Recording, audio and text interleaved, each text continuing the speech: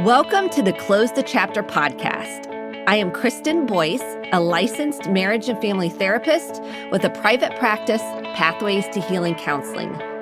Through conversations, education, strategies, and shared stories, we will be closing the chapter on all the thoughts, feelings, people, and circumstances that don't serve you anymore and open the door to possibilities and the real you. You won't want to miss an episode, so be sure to subscribe. Welcome to this week's Close the Chapter podcast. Thank you so much for joining me for this important episode. We are going to be jumping into how to improve your relationships with a partner, a friend, a coworker, really anyone. And it's how do we become a better listener? It is so hard because we want to get our thing out. We want to say some helpful advice. We want to interrupt and ask a question. It is a challenge. And so if you want to get better at building your listening skills or figuring out how do I get out of my head and more present in conversations to build deeper connections and stronger bonds with people, this is how you do it. So you're going to want to grab your pen and paper if you have it. If not, you can replay this at any point. Go back to it if you're in the middle of walking, doing something at home, wherever you are. I'm glad you're joining me. Thank you for being on the movement to change people's lives, including yours. When we share the podcast and we start deeper conversations, we're starting to transform the conversation on emotional and mental wellness and our mental health. We have been in a mental health crisis, and I'm on a mission to help as many people as possible. And I hope and pray that this podcast can be of service to whoever needs to hear these messages. And I hope when you're feeling down, you can go back and listen to as many episodes as you need. And they're all available on the kristendboyce.com website. You'll want to jump on the newsletter. It comes to your inbox every Wednesday and is packed full of helpful information. We give you podcast episodes, any speaking engagements I'm on, YouTube videos, whatever might be helpful for you. So you don't want to miss that. So jump on and get that delivered to your inbox, and then you'll get the newest episodes as well. You can also subscribe to the podcast. Let's jump into today's topic on why listening is so challenging. There's so many reasons. One is we really weren't listened to or attuned with as children. I'm not saying some of the time we weren't, but most of us really weren't listened to, acknowledged, emotionally connected with as kids. So it's often more challenging as an adult to listen because we want to be heard. We want to be understood. We want to be seen. We want to feel loved and connected with. And so sometimes when we're in the other seat, it can be a challenge. And for those of us that might be a little quieter and we are used to asking the questions and not sharing, I want to challenge you as well to put yourself out there in a different way, to share more, to be more vulnerable and take a risk. So let's break down key listening skills. First of all, we have to be fairly regulated in order to listen well. What does that mean? That means I have to be present in this moment, in the here and now. So I can't be on my phone. I'm not looking around outside of the person in front of me. I am trying to notice the thoughts in my head and bring it back to my breath and bring it back to my body by feeling my feet on the floor, connecting to my breath. This is sounding so easy, but it's not. I've got my to-do list in my head. It's like, okay, I've got to do the laundry. Oh, I forgot to text this person back. Oh my gosh, what did I say yesterday? Did that even make sense? I mean, we're having a dialogue in our head all the time. This is why it's so challenging to listen. And then we also have a filtering system of our life experiences, our opinions, our beliefs, our emotions. We're filtering what is being delivered to us or communicated to us through our own filtering system. That's why when I work with couples and they are taking turns, one is being the listener, one is being the receiver, it can be so challenging to the receiver because they're hearing something that the sender didn't even say, their partner didn't say. And I'll say, can you mirror that back? And when they mirror it back, it is not at all what the partner said. It's because it went through our story system. It went through our filter system, and we are convinced what we think is the truth. And so when we mirror it back, the person says, no, that's not what I said. And the person thinks, yes, you did. I heard you. You said that. And I'm saying, no, I'm the objective third party saying, let's try again. Can you say it in one sentence instead of 3 paragraphs with an I feel sad because I'm afraid this pattern won't change, or I'm afraid because the story I'm making up or the story I've created is that you don't really want to be with me. One sentence. And then the listener doesn't feel so flooded. So that's the next thing that can happen when we're listening. We can feel flooded and overwhelmed by too much content. It's like so much coming in. And what I want to tell people is just regulate yourself. Take a deep breath, feel your feet on the floor, and know you're not going to get it all right. And you don't have to be right when you're listening. The key thing is to soften your presence, soften your gaze, soften your face, take several deep breaths. In through your nose, out through your mouth, and look at the person in the eyes softly and tenderly to create a safe place. Watch your body language. I know there's a lot of steps here, but it's important you're doing a full body scan. Are your arms crossed? And this is where my kids will say, you look mad, my husband or myself. I'm not mad, but my face is not conveying happiness or contentment. I may look stressed in my face, and my eyebrows might be frowned. I might have more of a stern look on my face. And maybe I'm not mad, but maybe I'm overwhelmed or stressed. Maybe I am afraid and it's coming across as mad. And maybe my body language is communicating more tension and tightness and stiffness rather than open connection. My body is an open stance. My heart is open. Maybe I'm not present. Maybe I'm on my phone worrying about something else. So when we're listening, I highly recommend your phone is down.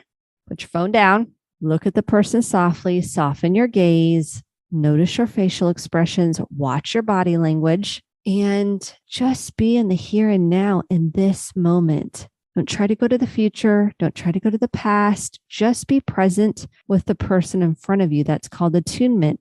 When I'm attuned, I can then receive and hear to try to understand what the person is telling me. This gets really hard when we feel defensive. So you're going to have to watch your defensiveness of feeling attacked, feeling wronged, feeling shamed, feeling judged, and breathe through that. It doesn't mean you have to receive that. It means you can stay regulated. And then you might have to say something like, it's not okay for you to call me names. It's not okay to speak to me with that tone of voice. I'm going to get up and leave if you don't lower your voice and talk to me kindly.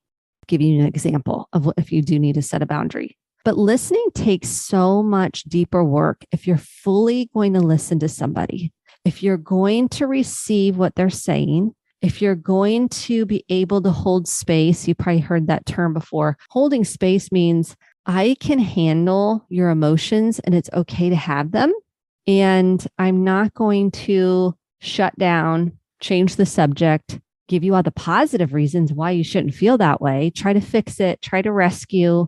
I'm going to just allow you to have your feelings. Now, as long as they're not attacking you, shaming you, gaslighting you, that's a different conversation. You can go back and listen to the gaslighting episode if that's the case.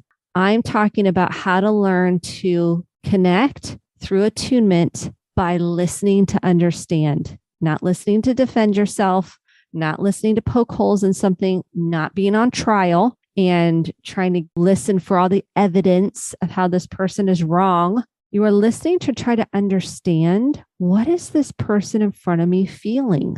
And not project, not put your own emotions on this person. So if you've walked through a loss or grief, you're not telling the person how they feel based on your experience. Even though grief is painful, you might have had a totally different experience of it. Maybe it was a traumatic loss for this person. Maybe they even feel relief that this person is gone, but you never felt that way. So we don't want to make any assumptions, and we don't want to put on, which means project, your emotions onto somebody else and assume, you know how that word goes, assume that you know how someone else is feeling. That's why I like direct questions.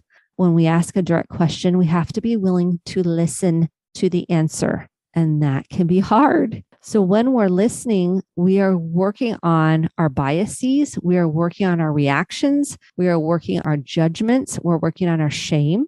We're working on the ability to listen to understand how this person in front of me is feeling. That's the main part of listening. What are they feeling?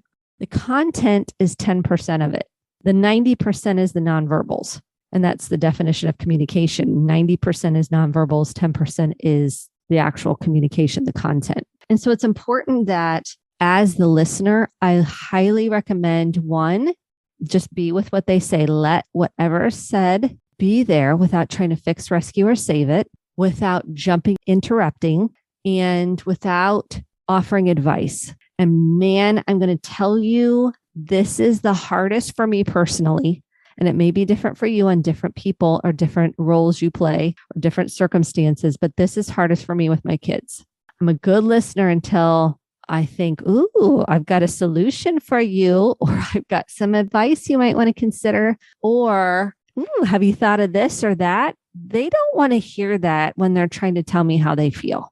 And it is a challenge to not try to offer solutions or ways to think about it differently, or how they might approach the situation to make it better. And my daughter will say, I just need you to hear me and listen. Don't fix it. She'll tell me that out of the gate because we came up with this communication between each other and actually between the whole family to say, I don't need you to fix it. I just need you to listen. So sometimes when you're listening to someone, to say, do you need advice or feedback, or you just want me to listen?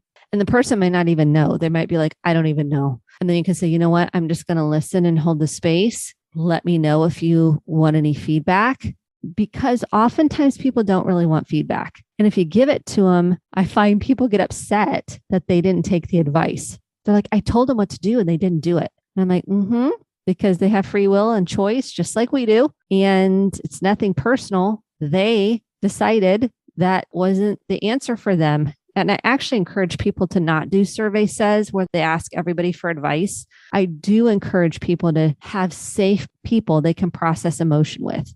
I know we can do this in our journals. We can do this with a therapist, and we can build support systems where we can actually have authentic conversation, not gossip.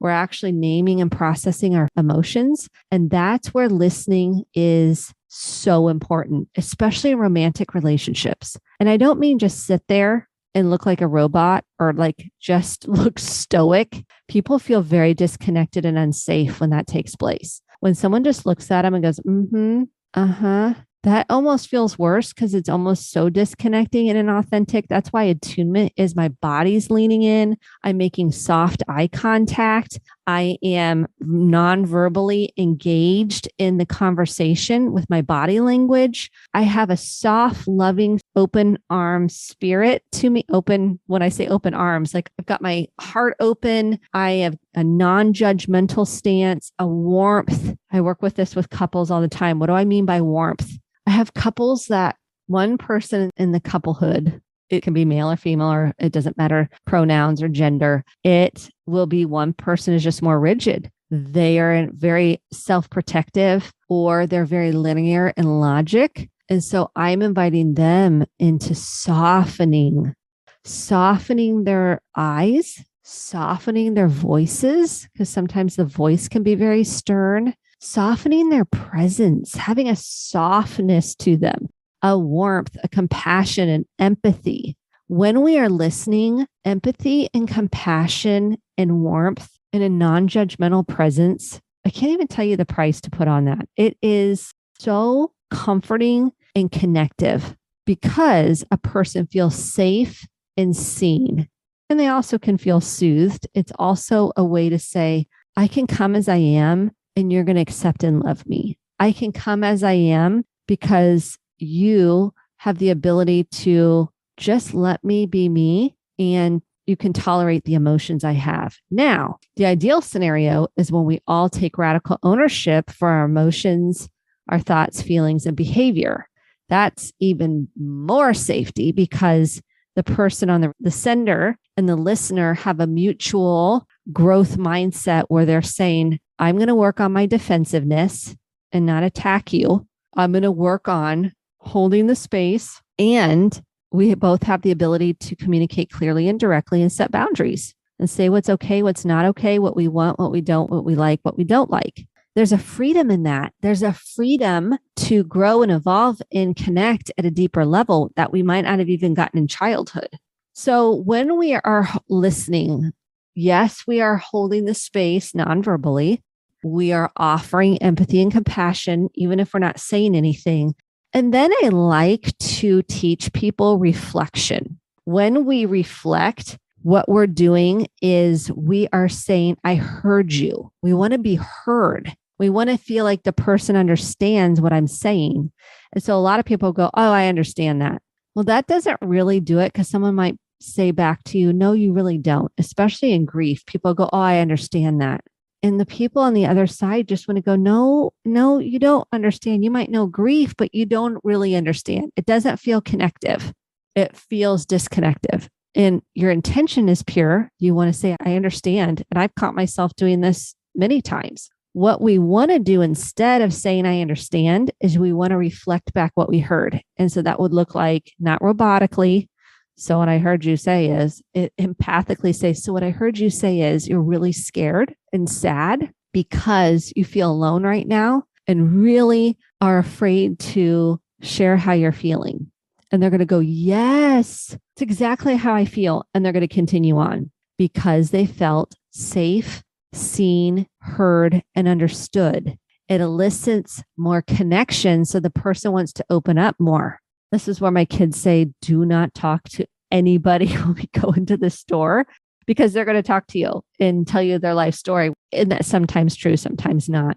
What I feel like I am intentional about is saying a prayer that I can be a vessel for myself, my family, and other people. So what does that mean? That means I'm willing to try to see the person in front of me. What do they feel? How are they? Who are they? Now, I can't always get somebody's story because that would be sometimes not appropriate. What I'm doing is I'm seeing them. I'm acknowledging their existence and offering gratitude if they're in the service industry or they're being helpful.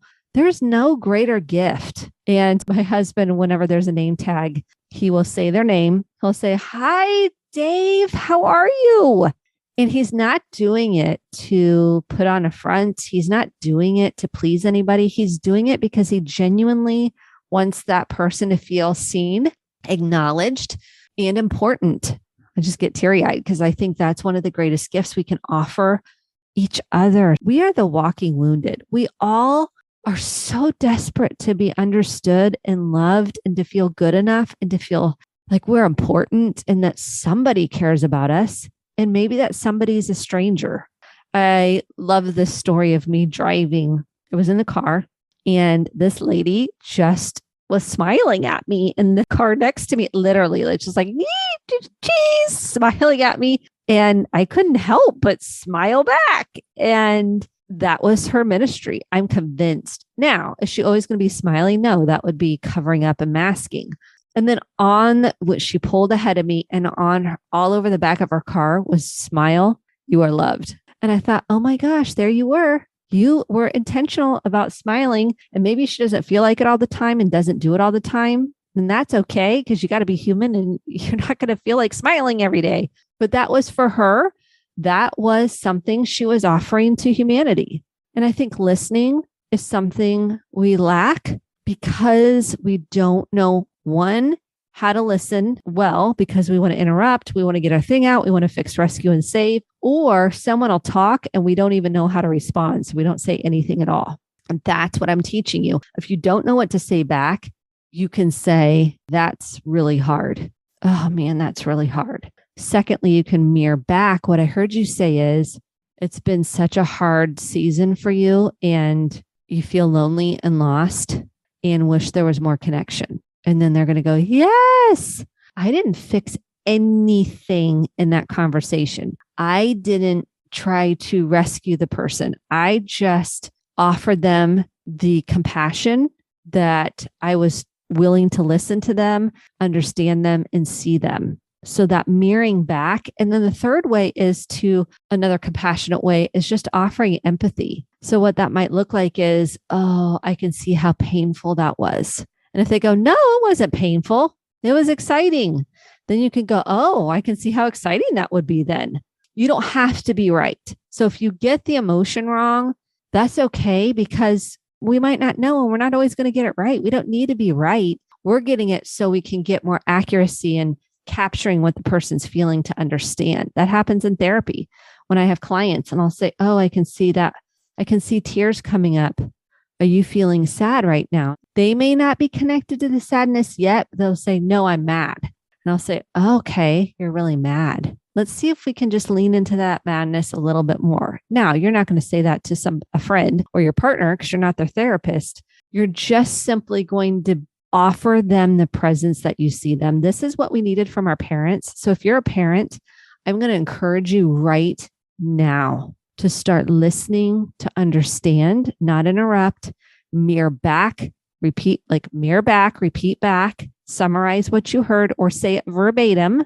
If you're not able to really get it because of the shame in your head and the stories you're writing, then say it verbatim to check it. Then you're going to check it. Did I get that?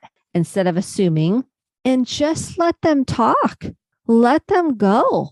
Now, we often want to turn the conversation back to us unintentionally. So if someone says, I'm guilty of this. So if someone says, did you watch the Grammys last night?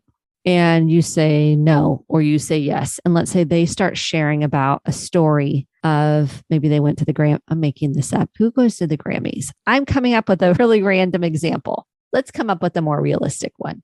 Okay, someone says they had a bad day. Let's do this. Let's say they had a bad day. They got in a fight with their kid and they are so upset and they're telling you about that. And then you turn the conversation and go, me too. I had a fight with my kid yesterday. I totally am guilty of this. And now the conversation's about me and my fight with my kid or my disagreement. Now, if the person is done sharing, you've mirrored back, you have acknowledged and empathized. Now you can take turns. Then you could share how you can relate to their story. It's when we jump into the middle or the beginning where they're sharing and we say, me too, this happened and this happened, because it's so connective that someone else is going through the same experience. We're so excited on some level that someone else feels the same way we do.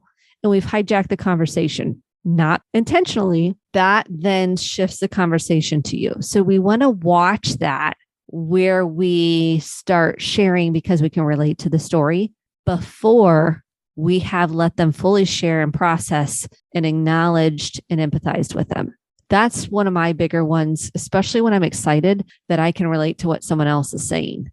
I also like to offer some validation by saying that makes sense to me. And it makes sense because I think that's really acknowledging. I think that feels like you're taking a big, deep breath, that you're not crazy, that someone doesn't get you, that you're too much. All those shame stories we tell ourselves. I think it's a nice offering when you're listening to offer validation. You might say something like, I can see how you would see it that way because sometimes X, Y, Z. Because what we're doing there is we're saying, I see you. I get it.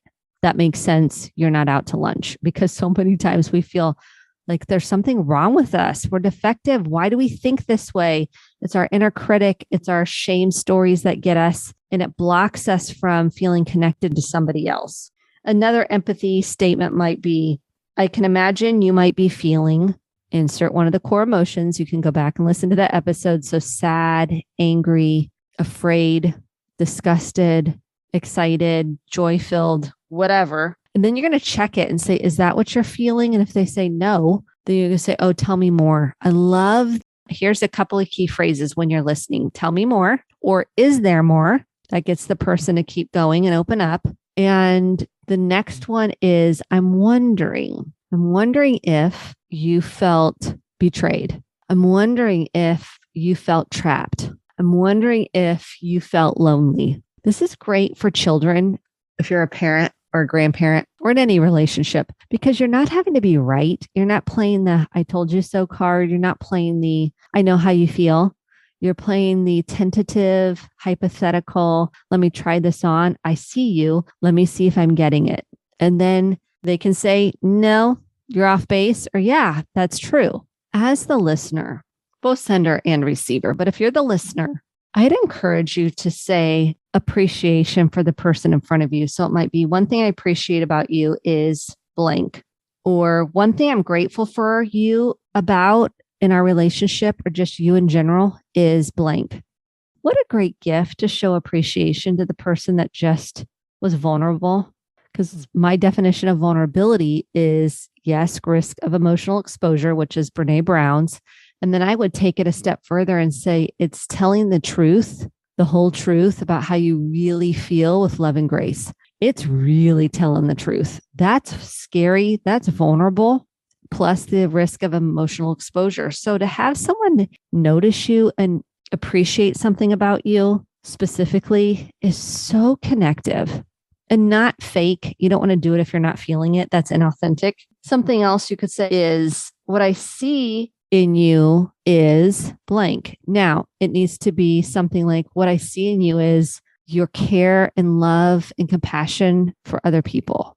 That might be something you might say. It's really just acknowledging the soul that's in front of you. When you're listening, you're saying, you're worth my time to put down my phone. You're worth my time to not be distracted by the 100 things I've got going on. You're worth my time to not be doing the household chores because you're my child and I want to pay attention to you, even though I'm exhausted. You're worth my time as my partner to show you how much I love you by listening to what you want to share with me. I'm going to put down my phone.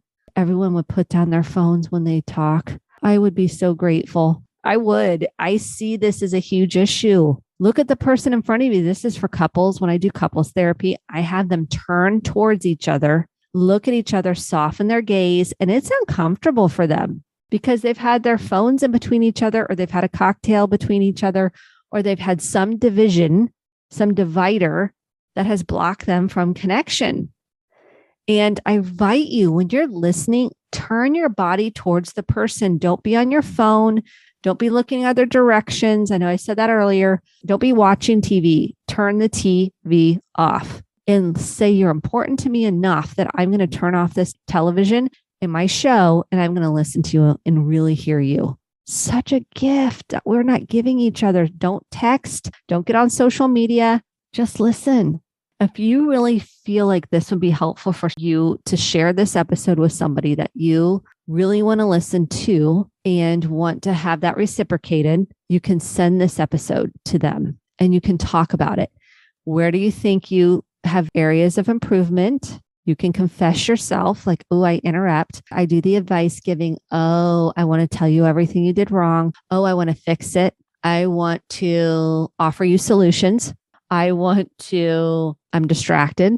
That might be something you can own. I'm distracted.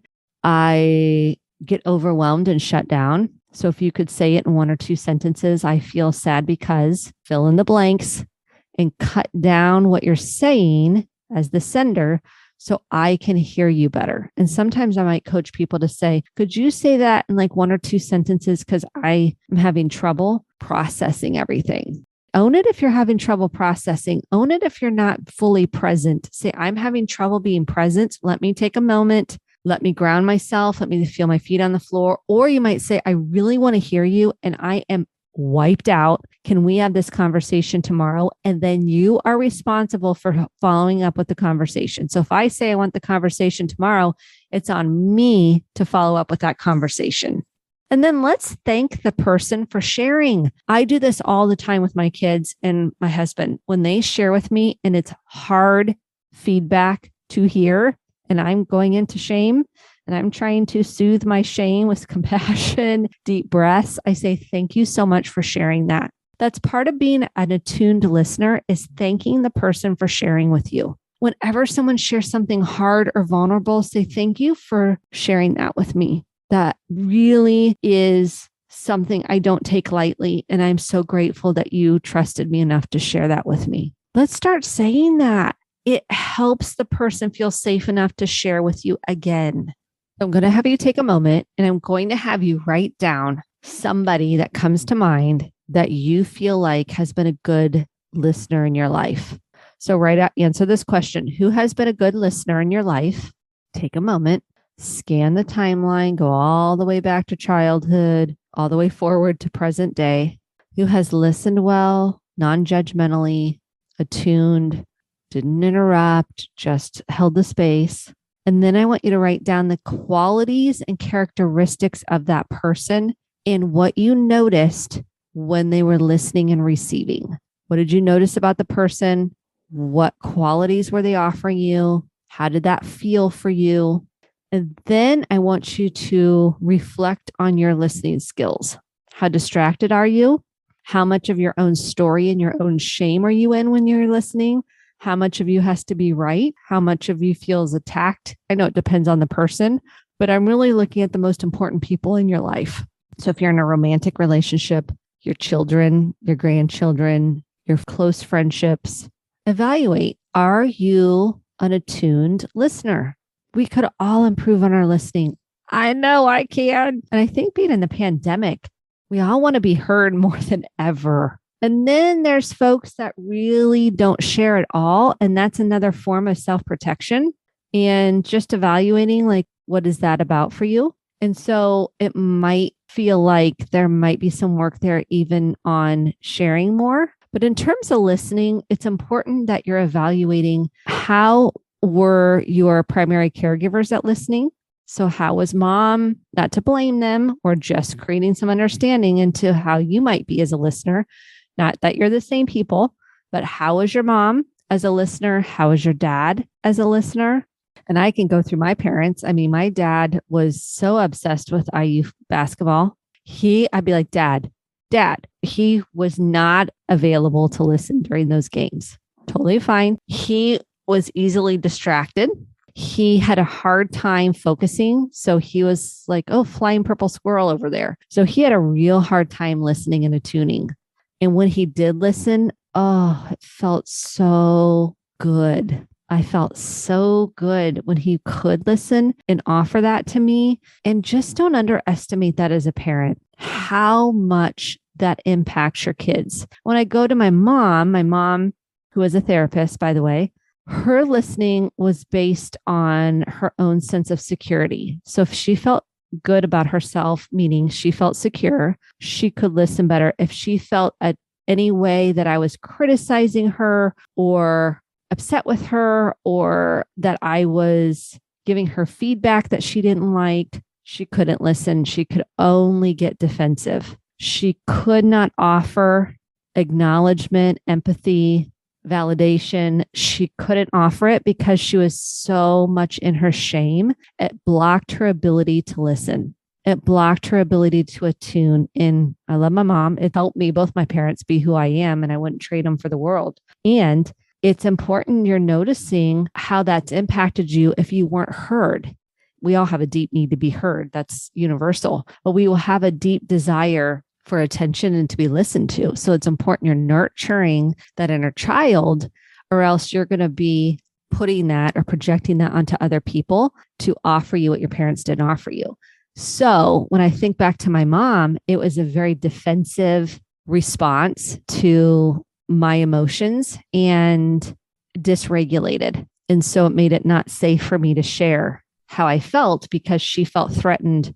My parents were divorced. She felt threatened by my dad. And it was, even though she chose to get the divorce, she just had her inner child online. And so it created a feeling of not being able to hear me. She interrupted nonstop. So I would say, I feel sad because I wish you could hear me. And before I could say that whole sentence, and I wasn't that sophisticated, I wasn't saying it in that way, know how I was saying it, but not knowing what I know now, I can easily say that, not easily, but I can say it when I'm regulated and centered better. But for her, she would interrupt too quickly because her shame was too great.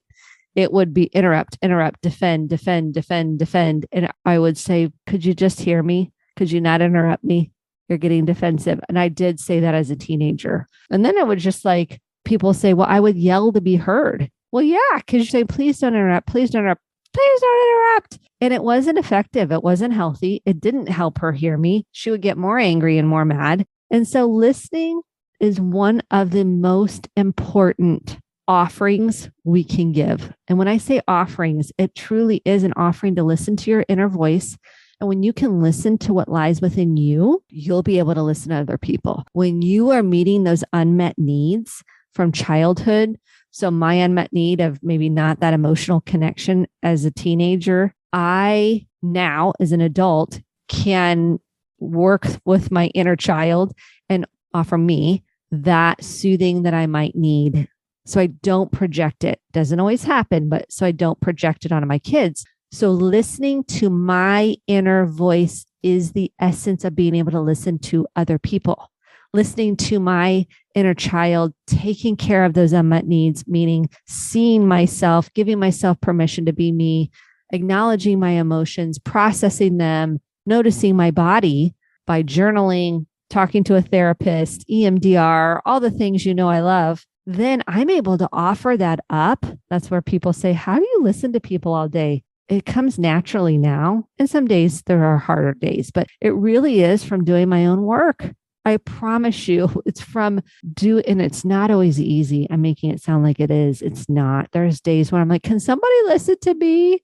That's when I need to go to therapy, or that's when I need to journal, or that's when I need to take a walk or exercise, or that's when I need to talk to my inner child and say, honey, I'm right here. That's when I might need to pray or meditate more that particular day. But these are things that I'm acknowledging on a daily basis so that I can be a better listener. This is a journey for me. I mean, listening isn't easy, especially when we feel attacked. I use the word quote unquote attacked, when we feel blamed, when we feel shamed or judged. And then I'm clear. If I'm a good listener and I'm really trying to attune to the person in front of me because I was able to tune to myself, then I feel more secure, mainly because I'm able to listen to myself. But I feel like, okay, I can offer that to somebody else and it's not a threat to me. It's a connective. I learned that it's connection. And so that's why the inner child's so important. Work that you're doing, the deeper work and doing your therapy work is so important because you can be who you want to be. You have the freedom to be who you want to be. So listen to yourself, give yourself permission to meet these unmet needs that you have inside, to give yourself a voice, to communicate what you like and what you don't like. And I know it can be scary. Other end of it is we only have so much time on this earth. So I'm inviting you in to listen to you, the voice within you, the one, not the inner critic. But what is the inner critic trying to tell you? What attention is the inner critic needing? What soothing and nurturing and empathy is the inner critic needing? That's all it is. They need to be heard and seen and loved and soothed and filled with grace and compassion and non-judgment. You could go back and listen to inner child episodes. My point is, this is the essence of being the listener you want to be, is listening to yourself, attuning to yourself, and then I always like attuning, if you have a spiritual journey you're on, that certainly is super helpful to listening. Because I pray, I'm like, please help me to be present and listen so I understand and this person feels seen. And then I'm also asking for that for myself. That's not selfish. That's called self-care. So you're able to offer this to other people. And then your children will be able to offer it to other people because they felt heard. They felt emotionally connected. They felt emotionally safe with you. They felt acknowledged, heard, seen, and understood, and so on and so forth. We go on into the world and spread it out. So thank you for listening. I am so grateful for you. I wanted to cheer you on so much on doing this deeper work. There is no price tag you can put on it. You are worthy. You are lovable. You matter. Shane wants to tell you something different. I tell you this so many times, and keep going. It's not an easy journey. It's an up and down roller coaster, and it is so worth it because you're worth it and you're changing your life and you're changing other people's lives by doing this work. Thank you. And I cannot wait to see you next week. Thank you so much for listening to the Close the Chapter podcast. My hope is that you took home some actionable steps along with motivation, inspiration, and hope for making sustainable change in your life. If you enjoyed this episode, click the subscribe button to be sure to get the updated episodes every week and share with a friend or a family member. For more information about how to get connected, visit Kristen, KRISTEN, Boyce, BOICE.com. Thanks and have a great day.